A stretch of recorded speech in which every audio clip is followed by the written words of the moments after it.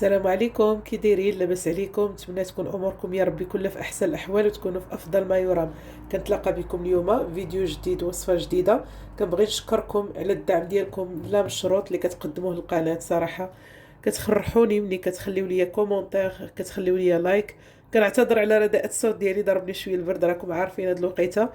فالشفاء للجميع يا ربي، والله يحفظ الجميع يعني من كل مرض يمكن له يتصاب به. فغادي نبدا معكم الوصفه ديالي اليوم. قبل ما نبدا معكم المقادير بغي نقول لكم داك طيب. طيب هاري ولا الحمص طيب هاري ولا الفول ولا هذا. كنتسائلوا بزاف الطريقه اللي كيطيبوا بها، وحنا في هذا البرد وهذا.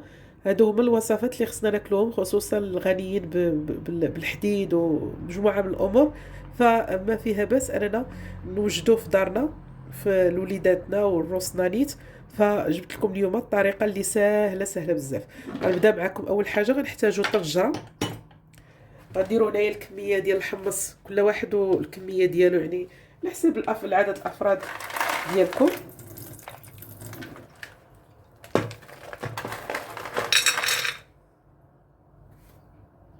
صافي، من بعد ما ضفت هنايا الحمص غادي نحتاج الملحه والكمون. وغنحتاجو واحد مزوده ديال الحار اللي تكون سودانيه، يعني كطلق لنا غير داك المذاق اللي كيجينا هكا، ديك اللسعه فقط. غادي نضيفوا ايضا ورق سيدنا موسى، غير انا ما توفرتش عندي اوراق الغار. كتعطي واحد البنه اضافيه زوينه بزاف. صافي، وغادي نجيب الماء كافي اللي غنغطي به هاد. ساهل بزاف.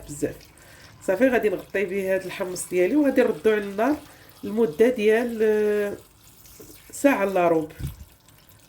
الا كان الحمص ما كيطيبش دغيا، كان كيطيب دغيا غادي نديرو ليه واحد نص ساعه في طنجره الضغط بطبيعه الحال. ونتلاقى بكم ان شاء الله انا في المرحله الجايه. غير واحد الفكره، ما كنديروا له لا زيت لا والو، صافي الملحه الكمون السودانيه وورق الغار الا كانوا فقط. صافي، غادي نسد عليهم وغادي نردهم كما قلت لكم فوق النار، ونتلاقاو ان شاء الله في المرحله القادمه. كتكون هذه هي النتيجه النهائيه من بعد ما دوز لينا في الطياب. انا داير ليا تقريبا واحد 50 دقيقه.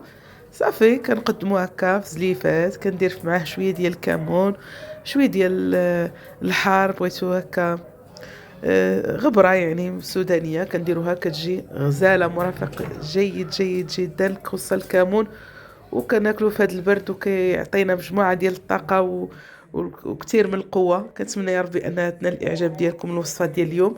ونتلاقى بكم ان شاء الله انا في وصفه قادمه. الا بغيتوا اي اقتراح خليوه لي في لي كومونتير، ما تبخلوش عليا بلي لايك بالاشتراك بطبيعه الحال الا عجبكم المحتوى ديال القناه. كنضرب لكم موعد انا ان شاء الله في وصفه قادمه. تديك الساعات من نلقاكم في احسن الاحوال. بسلامه.